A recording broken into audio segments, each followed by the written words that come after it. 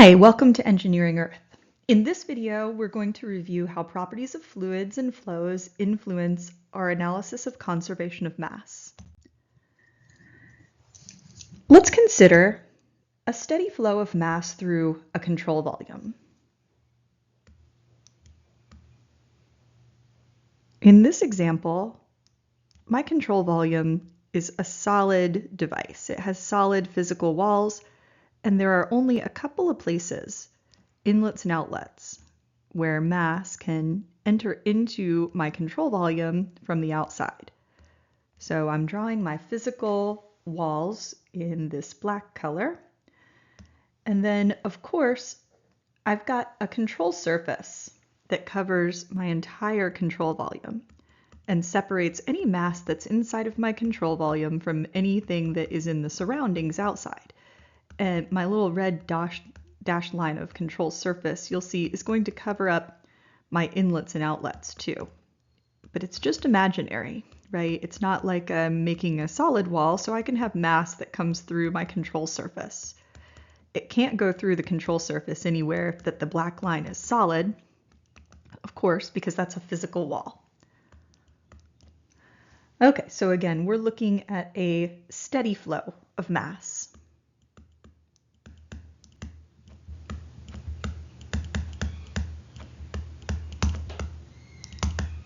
And of course, we know that a steady flow of mass means that the mass isn't changing with respect to time. So let's say that in this example, I've got mass flowing in through these two inlets on the left, like this, and then I've got mass leaving my control volume through one outlet over here on the right. How would I calculate the mass coming in or out through these inlets or outlets? So I would first think about the density of the fluid that's coming in, rho, and how fast it's coming in or out through these inlets, so the velocity. And then I would think about the flow area that mass is flowing in or out through. So I've got a rho, a velocity, and an area, density, velocity, area. And if I look at the dimensions of each of these variables, I know that rho is a mass per cubic length. I know that a velocity,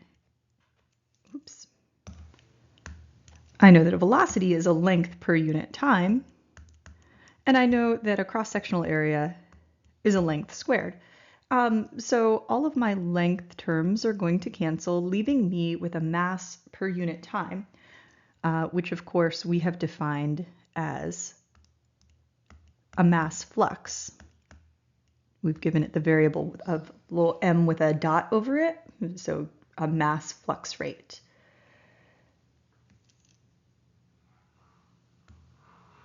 So let's say that I've got a steady mass flux of 3 pounds of mass per second coming in through inlet 1, and then I have a steady mass flux of 5 pounds of mass per second coming in through inlet 2. So because it's a steady flow through my control volume, I know that anything that's coming into my control volume also has to go out at the same rate.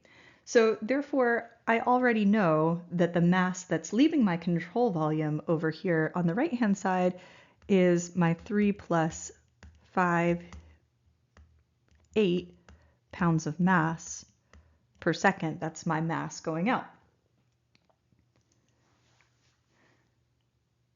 So what you'll notice is that in a steady mass flow, the mass inside of my control volume, it doesn't change over time.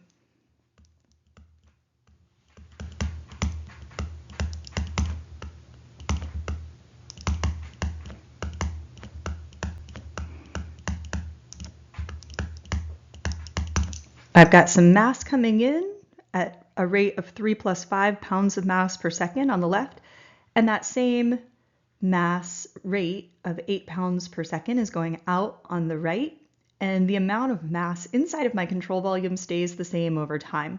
It's similar to our example of the bathtub control volume. It's like if we had the faucet and the drain flowing at exactly the same rate, and then the water level in the tub doesn't change over time. There's no storage in the control volume over the time we're considering. Now let's consider another example of a steady mass flow through a control volume. Again, I'm gonna draw my control volume with solid boundaries, except for just a couple of fixed inlets and outlets like this.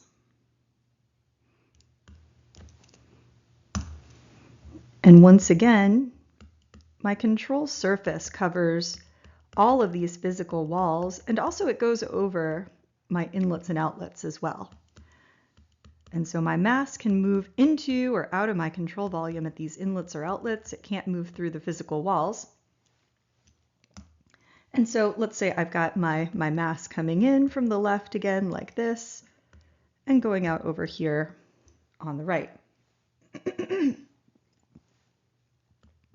And again, we're considering a steady mass flow.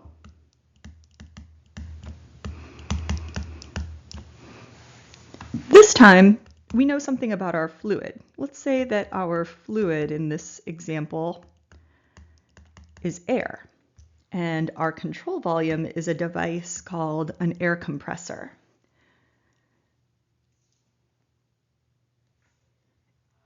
So, because this is a steady flow, again, I know that anything that's coming into my control volume also has to go out. So again, if I've got 3 pounds of mass per second coming in to my control volume through the right-hand side, I know I have to have 3 pounds of mass per second flowing out on the right-hand side to conserve mass. Since it's a steady flow, anything that comes in has to go out. And the mass inside of my control volume, again, isn't changing over time.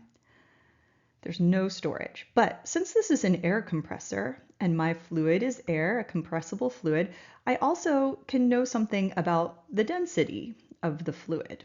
So when the air comes into my air compressor, its density, which I'll call rho, is that mass that's contained per unit volume, right? And then when it's leaving, that same mass is now being contained in a smaller volume. And so therefore I know that the density has to have increased in my air compressor. So in this example, my flow through the control volume was steady. The same mass went in that came out, but the mass was contained in different volumes. And that's what an air compressor is designed to do, right? To fit the same amount of air mass into a smaller volume so that it's faster, for instance, to inflate my car tires. The point being that even though the mass is conserved, I've got 3 pounds of mass per second coming in and 3 pounds of mass per second going out, the volume is not necessarily being conserved. So that depends on the property of the fluid mass. In this case of a compressible fluid, the volume was different when it was coming in and out because that mass was compressed, creating different density. Final example. In this case, again, I have another steady mass flow through a control volume.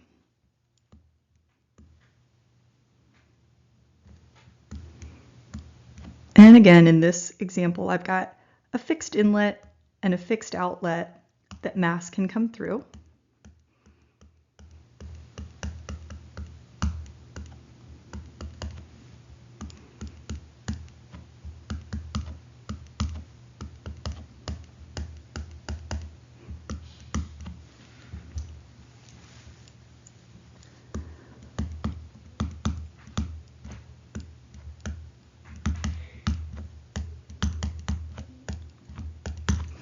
And in this case, I know my fluid and it is water.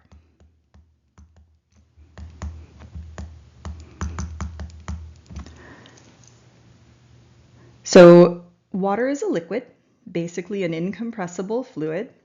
And again, since I know that my mass is steady, my flow is steady, I know that the mass coming in on this side call this my m dot in, has to be the same as my m dot out.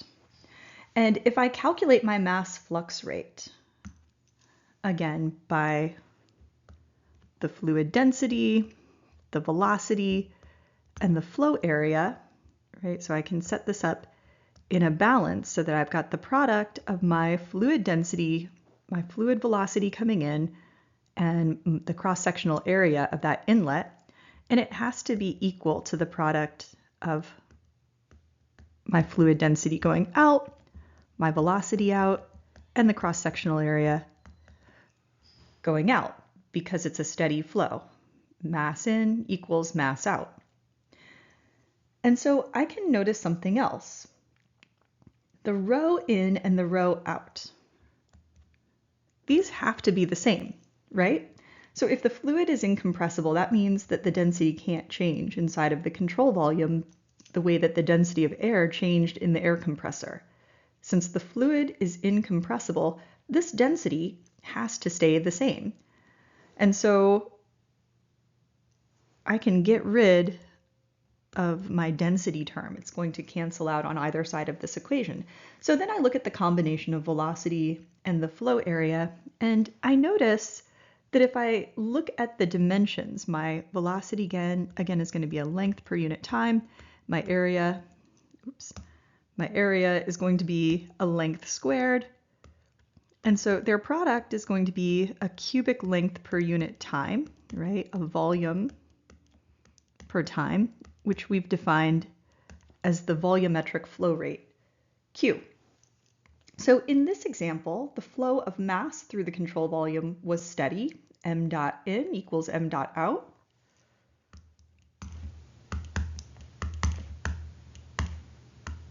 Mass in is equal to mass out, but also my volumetric flow rate in was equal to my volumetric flow rate out.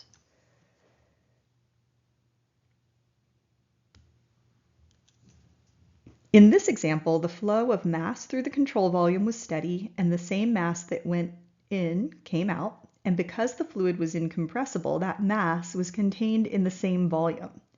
So in this case of an incompressible steady flow, the volume was conserved along with the mass. Thank you to the National Science Foundation for supporting this work. Great job reaching the end of this video, and please reward yourself with a moment of Zen. I study fluid mechanics because I love water and healthy aquatic ecosystems.